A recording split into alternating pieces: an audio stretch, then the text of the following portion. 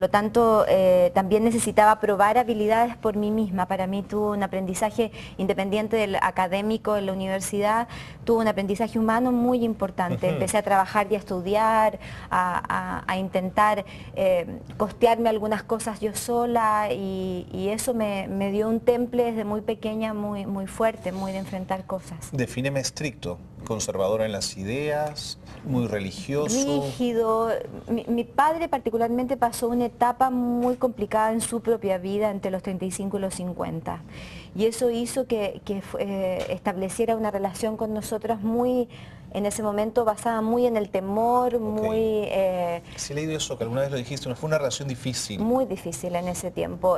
Después mi papá tiene un giro interno gigantesco y bueno, hoy día mi padre y mi madre son mis mejores amigos lejos, digamos, pero en ese tiempo fue complicado el proceso de crecimiento y de cómo logramos como hijas relacionarnos con ellos en ese momento.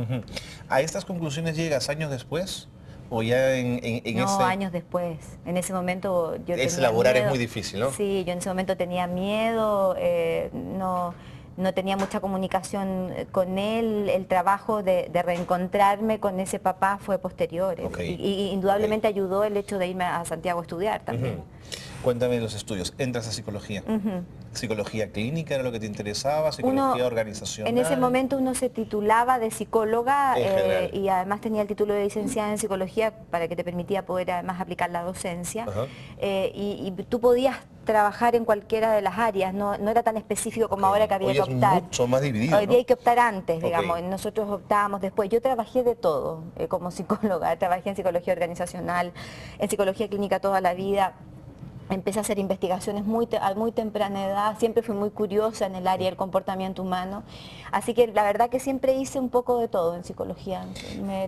¿Y la clínica, la psicología clínica que te interesaba era la del encuentro cercano con el otro, el paciente, la unidad, o más bien la mirada grupal, los espacios más amplios? Partía siendo de tú a tú, bastante individual, pero después se iba transformando a algo más grupal y después cuando empecé a estudiar un poco lo que es la psicología sistémica, que es como el enfoque que más me identifica, empiezo como a mirarla desde afuera y a entender un poco las redes y ya con las investigaciones me volví mucho más observadora y participadora, pero ya de grupos más grandes, nunca dejando sí la clínica individual y la participación de atender pacientes o familias. Lo que pasa es que ahora con el tema de los viajes hace 2 años atrás ya no pude éticamente seguir atendiendo y poder hacerlo.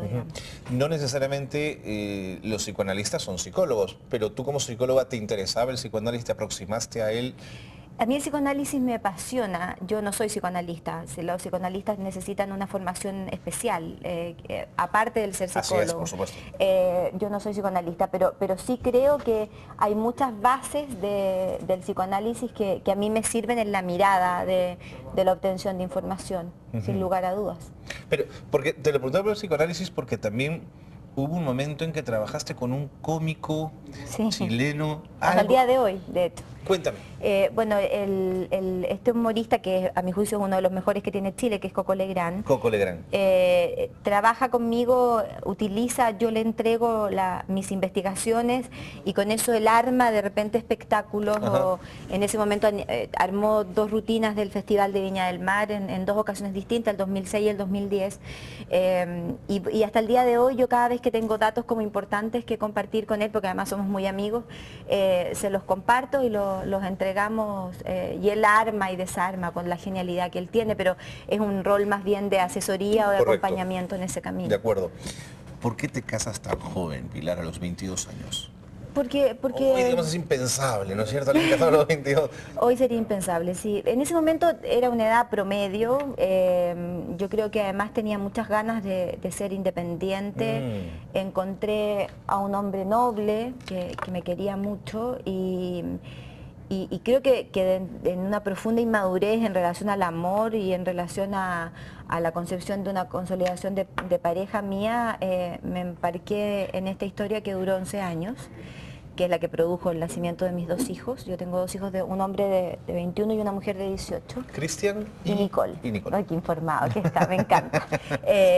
Y bueno, y este matrimonio se termina a los 11 años y de ahí comienza un proceso en mí de transformación gigante que rozó también lo laboral, porque esa separación es la que desencadena mi primera gran investigación en el mundo, que es el Viva la Diferencia, que equivale a mi primer libro. Que ese libro además que creo que es una explosión para Pilar sobre su relación con esto, ¿no? Hay un punto de cambio con el Viva la Diferencia, sin lugar a dudas, y logra el Viva la Diferencia, primero porque yo nunca pensé escribir un libro, no me considero escritora, me da pudor cuando me mencionan como escritora, porque creo que yo solo lo que hago es transcribir investigaciones, no es que escriba, para eso hay gente muy talentosa que sí es escritora. Y bueno, de ahí parte toda una seguidilla de investigaciones que al final se consolidan en los 5 libros que tengo y en esta cosa además de comunicar los estudios a través de las conferencias que la gente aceptó con tanto cariño. ¿Volverías a casarte con 22 años? No lo sé. No creo que el tema haya tenido que ver con la edad. Creo que el tema tenía que ver con mi poca experiencia, con no haber tenido nunca un novio antes. Él fue mi primer Era tu primer novio, sí. entiendo. Y mi primer novio en la época mía, digamos, ¿no? Claro. Que no tenía nada de nada antes. No el primer novio con la altura de hoy, en la época mía. Nunca nadie me había dado un beso, nunca nadie me había tomado la mano.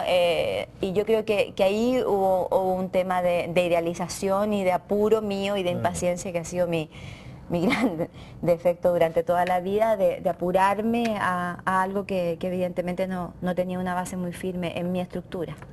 Pero mira cómo es la vida, ¿no es cierto? Años después, un 1 de mayo en Los Pelambres, conoces a otro apuesto caballero, ¿no es cierto? Apuesto caballero. Y a los 20 días ya estabas de novia con él. Sí, fue muy rápido, la verdad que como que nos reconocimos y fue una experiencia preciosa. Él fue un hombre que logró sanarme de muchas cosas y bueno, después él tiene cáncer. Así es. El cáncer que tuvo fue un cáncer de páncreas fulminante, así que fallece a los 9 meses del diagnóstico. Es que la el relación cáncer del páncreas es tremendo. Generalmente ¿no? avisa muy tarde. Así es. Es como el cáncer al pulmón. De hecho, por eso después de que él fallece, yo estuve con él 1 año y medio, muy poco.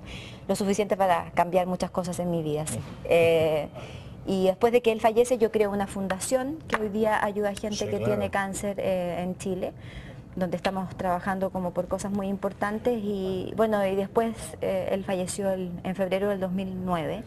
Dijiste de él, es de esas personas que tienen caras que parecieran siempre estar contentas. Algo robusto y muy caballero, de aquellos que casi ya no hay. Sí, la verdad que sí. Él fue un hombre muy especial y muy querido además por mi familia, que nos hicimos muy bien ambos en el trayecto del poco tiempo que estuvimos juntos, que fue muy fuerte el tema del cáncer y acompañarlo en su enfermedad. Y después partió el tema como de una viudez sin haberme casado ¿no? con él oficialmente, pero que yo lo sentía el compañero. Absolutamente. Claro. Y ahora hace poquito, y hace 5 meses me reencontré, justo hoy 5 meses, me reencontré con un ser maravilloso que conozco hace 20 años. Qué rico, con amor otra vez. Sí, y muy contenta, muy agradecida, es un hombre extraordinario, así que me siento muy acompañada en la vida otra vez. Déjame terminar de hablar de Óscar para terminar de conocerlo. Buceaba, pescaba con mosca, ¿lo acompañabas en esas aventuras? No, lo observaba más bien, siempre respeté mucho esos tiempos de él porque eran cosas muy íntimas de él. Él amaba el silencio que le producía el buceo y por lo tanto él siempre me indujo a que yo aprendiera a bucear.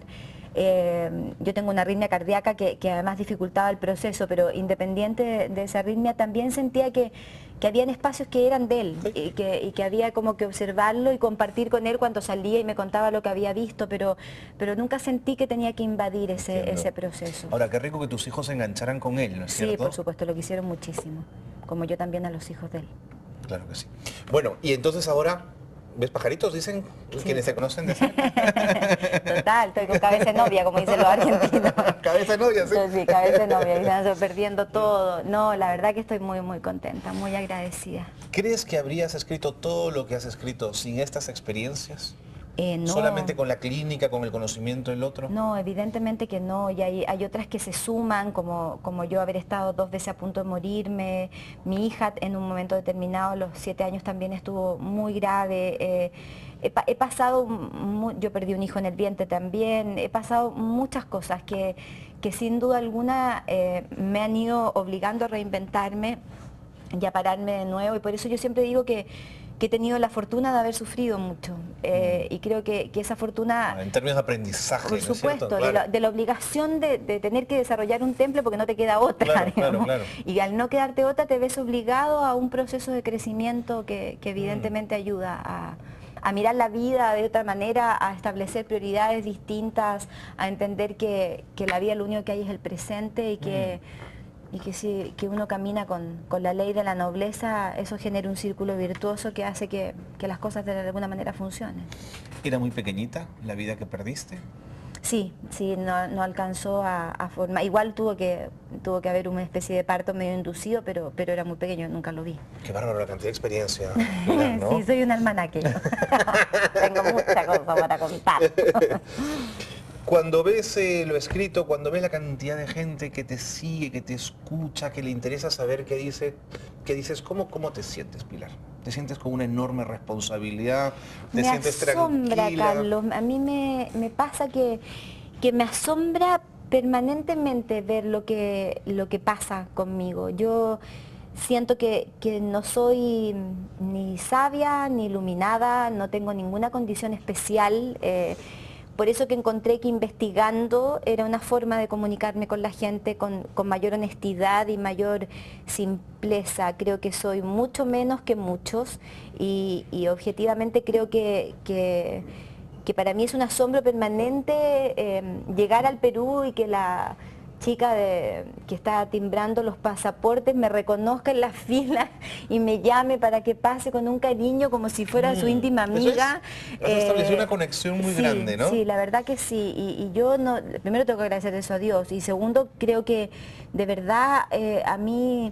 Yo no quiero mucho entender lo que pasa conmigo, como que siento que es mejor trabajar permanentemente por mantener esta conducta de asombro y de absoluta pequeñez y de alumna frente a lo que me ocurre, porque creo que mi única competencia es conmigo misma y como tratar de entregar un trabajo responsable y muy serio y muy honesto de acercamiento a la gente. Yo creo que la sensación de cercanía que la gente tiene es porque nunca me he parado en un rol de docta, de súper sabia que viene a decir cómo hay que hacer las cosas. Tus mismos textos se leen con mucha sencillez, son muy claros. Son simples y yo me esfuerzo mucho. De hecho, mi mayor esfuerzo intelectual es escribir en sencillo. En sencillo, correcto. Para que todo el mundo lo pueda entender. Pilar, me piden una pausa, pero quiero contarte que en este programa el Twitter y el teléfono están abiertos y ya me dicen que hay mensajes para ti, así que quiero compartir contigo uno antes de irnos a la pausa, ¿te parece? Vamos.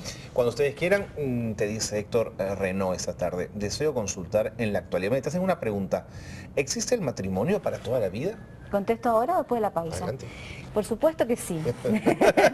Existe, y existe el amor para toda la vida siempre y cuando uno entiende el amor como una empresa. Cuando uno no puede tener rentabilidad en un lugar donde no invierte. Por lo tanto, si uno entiende que el amor es una decisión además que un sentimiento y que esa decisión implica trabajar y colocarle mucha voluntad y muchas ganas a ese trabajo, el amor puede durar toda la vida en la medida también que uno va aceptando los procesos de transformación que el otro va teniendo en el proceso de crecimiento de la vida y el que va teniendo uno.